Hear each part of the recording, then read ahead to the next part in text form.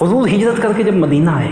انصار مدینہ نے اکٹھے ہو کے یہ میٹنگ کی کہ حضور کیونکہ تبلیغ کے اندر اپنا زیادہ وقت گزارتے ہیں، ترویج و اشاعت کے اندر وقت گزرتا ہے، حالانکہ حضور کے مصارف، حضور کے خرچے بھی ہیں، گھر والے ہیں، اہل و عیال ہیں، حضور کے پاس اتنا وقت نہیں ہوتا کہ کوئی ذریعہ معاش اختیار کرے، تو کیوں نہ ہم اکٹھے ہو کر پیسے اکٹھے کریں اور ہدیتاً حضور کو پیش کر دیں۔ اب یہ بات طے تو ہو گئی، لیکن اب سوال یہ تھا کہ حضور کی بارگاہ میں یہ کون کرے، یہ بات جا کر حضور کو کون پیش کرے گا، یہ عرضی کون پیش کرے گا؟ اب سب نے کہا کہ ہاں ایک بندہ ہے، حضور کے چچا ام الرسول، ام عربی میں کہتے ہیں چچا کو، ام الرسول حضرت سیدنا عباس رضی اللہ تعالیٰ، ان کا انتخاب ہو گیا۔ ویسے بھی اللہ نے انہیں بڑی فراست عطا فرمائی، کہا یہ پیش کریں۔ اب حضرت عباس گئے حضور کی بارگاہ، اور انداز کیسا؟ حضور آپ نے جو ہم پر احسان عظیم کیا ہے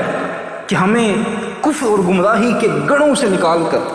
ہمارے سینوں کو ایمان سے منور کر، ہمارے سینوں میں ایمان کا نور داخل کر دیا۔ حضور ہم انسان نہیں تھے، آپ نے ہمیں انسان بنا دیا۔ حضور آپ نے جو ہم پر احسان کیے ہیں، حضور ہم ان کا حق تو نہیں ادا کر سکتے، لیکن ہم کوشش تو کر سکتے ہیں۔ حضور ہم نے یہ میٹنگ کی ہے، ہم نے یہ فیصلہ کیا ہے کہ حضور ہم پیسے اکٹھے کر کے آپ کو ہدیتاً پیش کریں، تاکہ آپ کے جو مصارف ہیں ان کے اندر ایک طرح سے ہماری امداد ہو جائے۔ اور اس میں حقیقتاً ہم اسلام کی ترویج کے لیے یہ کام کریں گے کہ آپ جو ہے وہ تبلیغ کا کام کریں، اور ہم اس طرف سے آپ کو جو ہے وہ مالی حوالے سے سپورٹ کریں گے۔ ابھی حضور نے جواب نہیں، یہ ہے شان مصطفیٰ، یہ ہے حضور کی شان۔ جواب حضور نے نہیں دیا، جواب رب نے دیا۔ فرمایا قل لا اسألکم علیہ اجرا الا المودۃ فی القربى،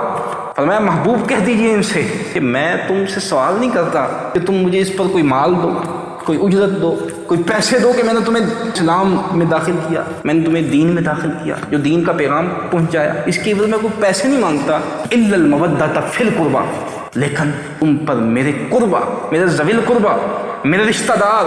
میری ازواج، میرے گھر والے، میری اہل بیت، میری آل، میری اولاد، ان کی تعظیم ضروری ہے، یہ ایمان کا حصہ ہے۔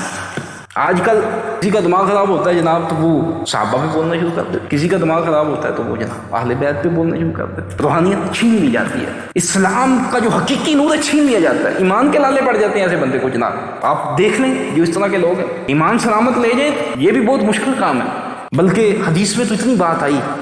کہ ایک بندہ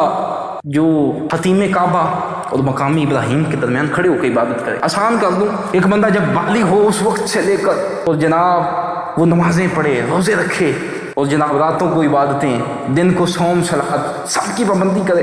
ہر سال حج کرے، صدقے دے، زکاتیں دے، اور جناب عبادات کے اندر لوگ اس کی طرف اشارہ کریں، کمال بندہ کیا عبادت ہے اس کی، اتنی عبادتیں بھی کر لے، لیکن دل میں بغض اہل بیت ہو، اہل بیت کا مبغض ہو، بے ایمان ہو کے مرے گا، ایمان لے کر نہیں جائے، بے ایمان ہو کے مرے گا۔ اگر دل میں اہل بیت کا بغض ہو، اور یہ میں کوئی اپنی طرف سے بات نہیں کر رہا، حدیث سنیں، حضور فرمایا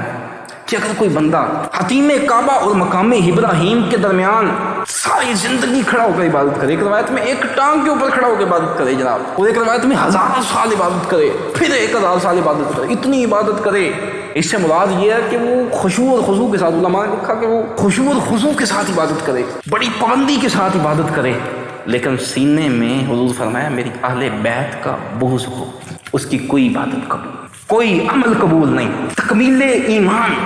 یہ محبت اہل بیت اور صحابہ کے بغیر ممکن نہیں۔ قرآن کا فیصلہ، میں نے قرآن کی آیت بھی آگے پڑھی، اور کتنی آیات جو دلالتاً صراحتاً اس مضمون پر شاہد ہیں۔ خدا را اعمال اپنی جگہ ہیں، ویسے عمل کی ترغیبات بہت ہیں، لیکن ایمان بھی تو ضروری، عقیدہ بھی تو ضروری ہے۔ کیا چیزیں ہم نے جو ہے وہ اسلام کے مطابق، نظریات بھی تو ضروری ہیں، کیا چیزیں ہم نے اپنے نظریے میں رکھنی ہیں، کیا چیزیں ہم نے نہیں رکھنی، تو اس کی طرف بھی غور ہونا چاہیے، عبادات بھی کی جائیں